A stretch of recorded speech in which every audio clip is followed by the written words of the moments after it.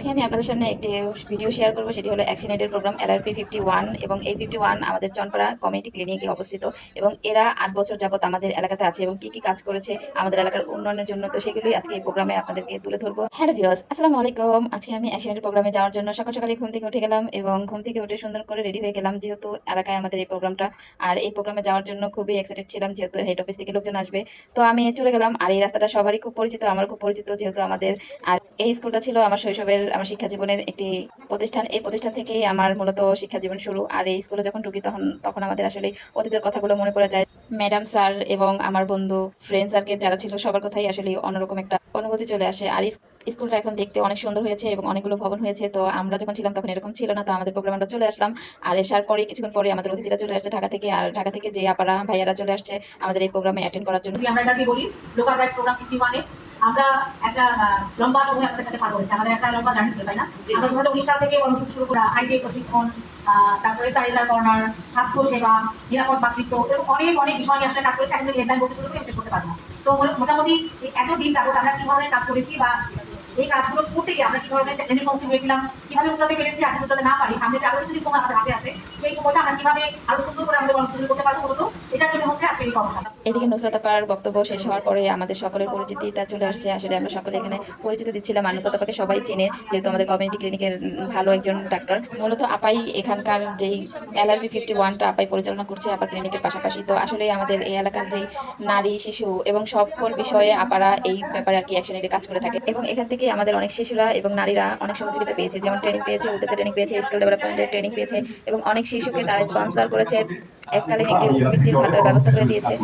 তো এরকম অনেক ভালো কাজে তারা অগ্রাধিকার রেখেছে আমাদের চনপাড়াবাসীর জন্য। আর এদিকে আমাদের টিম অনুযায়ী কাজ শুরু হয়ে গেছে, যেহেতু আমরা 4টা গ্রুপে ভাগ হয়ে গেছি। আর আমি যেহেতু ইউথ গ্রুপে পড়েছি, আর আমার পাশাপাশি আরো 3টা গ্রুপ ছিল এবং এই গ্রুপের কাজগুলো ছিল আমরা এই 8 বছরে এই অ্যাকশনের যে প্রোগ্রামে কাজগুলো করেছি এবং এখানে আমাদের যে চ্যালেঞ্জ ছিল এবং এখান থেকে আমরা এখন পর্যন্ত কি কি ডেভেলপ হয়েছি, এগুলো সকল বিষয়ে আসলে আমাদের এই আজকের এই মিটিংটা অ্যারেঞ্জ করেছে এবং ওনারা ঢাকা থেকে এসেছে, যাতে করে আমাদের এই 8 বছরে আমাদের এই চনপাড়াতে যা যা কার্যক্রমগুলো করেছে এবং সেখান থেকে আমরা আসলে উপকৃত হয়েছি কিনা, আমাদের কোনো পরিবর্তনশীল এসেছে কিনা, তো এগুলোর বিষয়ে আসলে আমাদের টিম ওয়ার্ক করে আর কি ওনারা দেখতে চেয়েছে। আর এদিকে আমাদের খাবার চলে আসছে, আর কাজ করতে করতে যেহেতু একটু ক্ষুধা লেগে গেছে, যেহেতু 11টা বেজে গেছে, তো আমাদের একটু স্ন্যাক দিয়েছে যাতে করে আমরা খাবারটা খেয়ে আবার আমরা কাজ শুরু করতে পারি। তো এদিকে আমরা খাবার শুরু করে দিয়েছি, আর সবাই অলরেডি খাবার খাচ্ছে, আর আমি এদিকে একটু মজা করছিলাম, সবার সাথে খাবারটা শেয়ার করছি।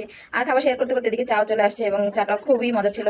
খাবার শেষে আমরা আবারও কাজে ফিরে আসলাম, আর এই গ্রুপটা ছিল হলো শিশু ফোরাম, যারা স্কুলে পড়াশোনা করছে এবং যারা এই অ্যাকশন এডের প্রজেক্টের সাথে যুক্ত আছে এবং তারা এখান থেকে কি শিখেছে এবং তাদের কি পরিবর্তনশীল হয়েছে, তো এগুলোর সম্পর্কেই আসলে ওরাও লিখছে এবং ওদের প্যাটার্নগুলো ওরা তৈরি করছে। আর এখানে ছিল শিশু ফোরামের মায়েদের একটি টিম এবং ওনারাও এই অ্যাকশন এডের প্রজেক্টের সাথে যুক্ত আছে, তারাও এখানে কাজ করছে, তারাও এতদিনে তাদেরও কি পরিবর্তন হয়েছে, তো এগুলো সবকিছু তারা আর কি এখানে লিখছে এবং আমাদের গ্রুপেরও কাজ মোটামুটি অনেকটাই হয়ে গেছে। তো আমরাও সুন্দর করে আমাদের ইউথ গ্রুপে যা যা ছিল, তো এই প্রোগ্রামের সবকিছু আসলে আমরা এখানে তুলে ধরেছি, চ্যালেঞ্জ থেকে শুরু করে ফল পাওয়া পর্যন্ত এবং আমাদের কি কি ফেস করতে হয়েছে, সবকিছু মিলিয়ে আমাদের এখানে আমরা আগে বলি আমরা মাঠ সংস্কারের কাজ করেছি, দলের রেজিস্ট্রেশন পাওয়া এবং অনুদান পেয়েছি আমরা। আর সমাজে আমাদের গ্রহণযোগ্যতা বেড়েছে, সহিংসতা হার, জলবায়ুর প্রভাব সম্পর্কে সচেতনতা হয়েছে, বিভিন্ন এনজিও এর সাথে কাজ করার সুযোগ পেয়েছে, বিভিন্ন সেক্টর থেকে লোন নেওয়ার সুযোগ, মাশরুম চাষ, কেন্দ্রভিত্তিক সহিংসতা নিয়ে আমাদের এই কমিউনিটি থেকে আমরা সেবা পেয়ে থাকি। তারপর সচেতনামূলক সেবা, তারপর মায়েদের সেবা, তারপর ঠিকাদারের সেবা, সবগুলো আমরা কমিউনিটি থেকে পেয়ে থাকি।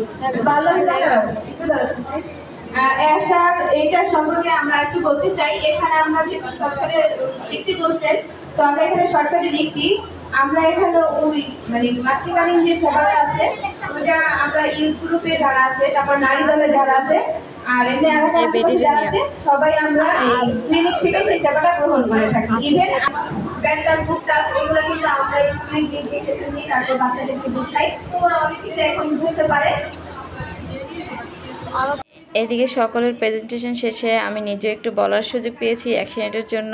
তো আসলে একটা এনজিও সেক্টর কাজ করে একটা এলাকা পরিবর্তনশীল আসার জন্য, তো আমাদের এলাকাও অ্যাকশন এডের জন্য অনেক পরিবর্তনশীল এসেছে এবং অনেক ভূমিকা তারা পালন করেছে আমাদের এলাকার ছেলেমেয়েদের জন্য। তো আমাদের প্রোগ্রামটাও একবারে শেষ পর্যায়ে, তো সকলকেই আশা করি ধন্যবাদ জানাই অ্যাকশন এডের সকল সদস্যকে আমাদের এত সুন্দর একটি প্রোগ্রাম আয়োজন করে। সব মিলিয়ে থ্যাংক ইউ ভেরি মাচ। আশা করি আপনার আবার দেখা হবে এরকম একটা দেশে।